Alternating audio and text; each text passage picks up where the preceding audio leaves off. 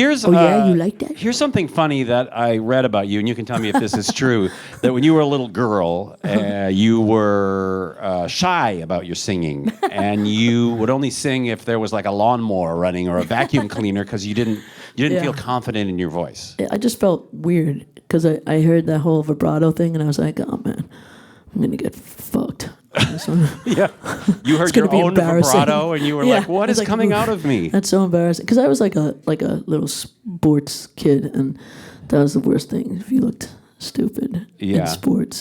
Yeah, right, sure, yeah. You know, you're always trying to be tough in sports, and then so, you know, kind of being all theatrical and stuff and dramatic was like just a little embarrassing at the time. So. Well, you came to be comfortable with it. I came to my senses, and I don't give a shit. Yeah, good. It's like, hey, how much money you make playing soccer? Right, good. I'm not sure.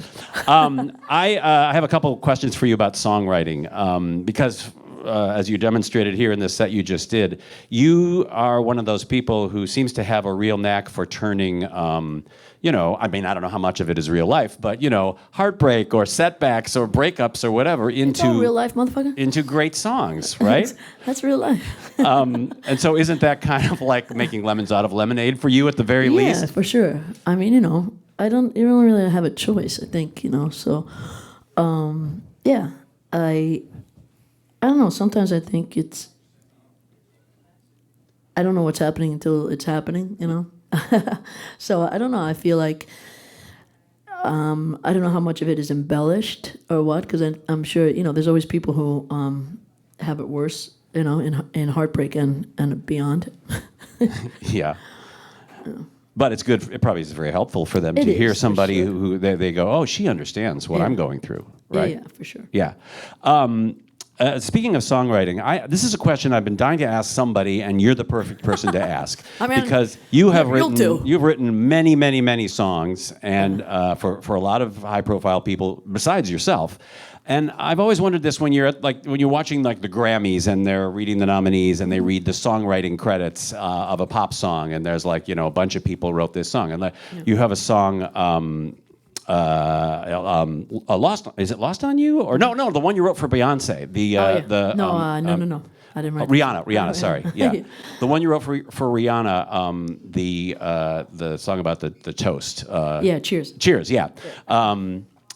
There are 11 songwriters credited to that song. Yeah, and you're one of them.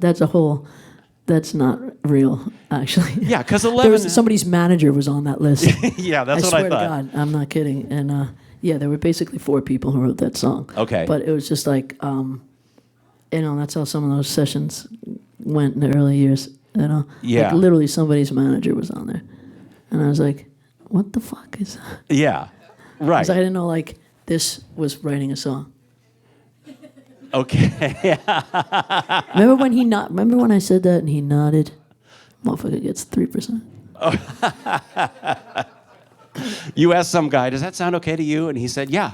And all of a sudden he's a songwriter. Exactly. Yeah, right. Okay, thanks for clearing that up, because I could not picture 11 people sitting down to write it's 2 producers, and then me and my friend Stacy were writing the bulk of the song. She had, I was writing, you know, other writing camp sessions for Rihanna, but she had laryngitis, so she asked me to come in, and and I wrote all the melodies, and she wrote words with me, and there was some guy that was her friend there, so you know, I think he was like, yeah, that line.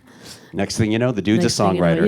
Yeah. It was just a melee of a session. Okay. You know what I'm saying? All right. So yeah, I mean, I don't want to discredit anybody, but I was just like, wow. Yeah. That's interesting. You so know? now you're sharing. And I with share all this. everything. I'm. If you're in a room, I share it. Okay. Equally. I'm not like, you know. Yeah. I don't care. It doesn't like 0% of 0 is 0, or 100% of a 0 money making song or credited song is 0. Yeah. That's good math right there. You know. The song "Lost on You," I find it interesting that I get the impression people feel like it's a love song, and it's one of those songs where, well, if you listen to the words, it's kind of the opposite of a love song. It's kind of a breakup song. Yeah. Right. It reminds me of one of those songs where, people like play it at their wedding or something like that. Yeah, it's funny you say that, because one of my really close friends, it was her wedding song, and I was like, are you guys okay? What the fuck is wrong with you? Right. It was really sweet. And I was like, all right, cool. Because I think people interpret it as I'm lost on you. Yeah, right. You know, like not like, hey, right. dumbass, wake up. Yeah, You know? like I'm telling you stuff and it's Yeah. lost on you. Yeah, You're not you hearing don't get it. Yeah. I'm about to leave. Yeah, right. Gotcha. And also something that I didn't see here this afternoon, but I'm sure we're going to see tonight, whistling. Oh yeah. You I forgot to are whistle. a tremendous whistler. I assume that's you. You're not, you're Yeah, using me. a session whistler Yeah, on some no. of these. No, when I remember when Into the Wild, the first song that came out that I whistled so much on. I remember there was like, sorry for the men in the audience, but the men in the audience, some women too, mostly men, were like looking to the other. I was like, it's over here, schmuck. And I'm just kidding. She's like a real tough broad right now. But yeah, no, I just was like, yeah, it was fun. And then that one. Yeah. That's right. another one that they were like, what is that track? You know, it was just fun. I always whistled, and then when it became part of my shtick, you know, like trust me, I was not like playing the ukulele was something that came about when I was writing songs for other people. It was just like a nice little kind of off the cuff instrument to like drag into a session, a little bit of a conversation piece. Right. And then, you know, after that, Into the Wild was after that stint. I didn't really expect to go be an artist again, and that's when I whistled. So I wasn't. It was just an accident that I picked these two quirky things. So I was like, you know what? I'm going to come back as that whistling, ukulele playing dyke. You know what I mean? I got an idea. It just might work. It just so happened that those two things fucking came into the foray as I was like getting back into being an artist again. I was like, fuck it. I was like, I can sing well. I do something that's normal. Well, I'll let those other two little weird things be just my little cute little quirks. Yeah, you got to find your niche, you know.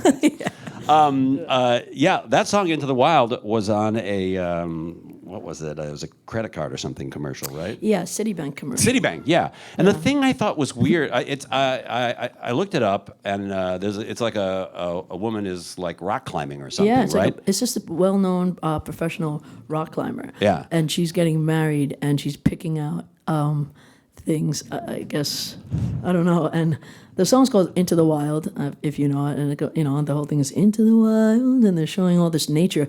But they don't use that part. They use somebody left the gate open. Yes. And when my publisher showed it to me, I'm like, okay. I don't understand. They have this massive wildlife scape, whatever. She's on like landscape. the precipice of a and it's mountain. like somebody left the gate open. All right, it's gonna be huge, and then it was. It was so weird. There's some good I'll whistling. never understand this business as long as I've ever. Well, it's great to meet you. We do have something in common, also, by the way. We use the men's room. On a personal note. He showed me the men's room was- before. We both use the men's room. We just have this thing that That's we the do. one I always use. Anyway, It's busted. we both played the clarinet as youngsters. Oh shit! Yeah. Yeah. And I'm wondering how it went for you, because I didn't like It went it at terrible, all. man. I Yeah. used to steal reeds out of other people's fucking cases. I didn't want to do The that. reeds, right? Yeah, Yeah. because you had to buy reeds, and I was always forget. So I'd be like, Yeah, they're disgusting. They "There break it goes." and Yeah. they I mean, that's how disgusting I am. I'm using other people's reeds. I don't give a well, shit. that's really bad. Yeah. I didn't fucking care. I was just like, this is brutal. I hated it. I think, I had to do a thing where you have to like drag a cloth through the instrument on a string To get all the spit out, clean the Yeah, saliva yeah. out of it. I don't know. I just didn't want to play that. That was like, my father's massive control freak. Like, guy can't even. He's fucking tone deaf, and he's telling me what instrument to play. Yeah. When I'm a kid. The fuck is that? So I disgruntledly played the fucking clarinet. Yeah. Yeah. I'm still pissed about it, as you can see. I can see. I'm sorry to open old I wounds worked myself like up that. into a Yeah. fucking tizzy right now. Well, thank you for doing this for our 98.9 KPNW listeners and friends. Oh shit! Is that on the? Am I being potty No, mouth? we're not. Okay, No, good. it's fine. Yeah, we were going to be, but now just- we're not. Sorry. It's just within these four walls. It's safe. And have a great show tonight Thank at you the very Paramount. much, John. LP, Appreciate it. everybody. Thank you, guys.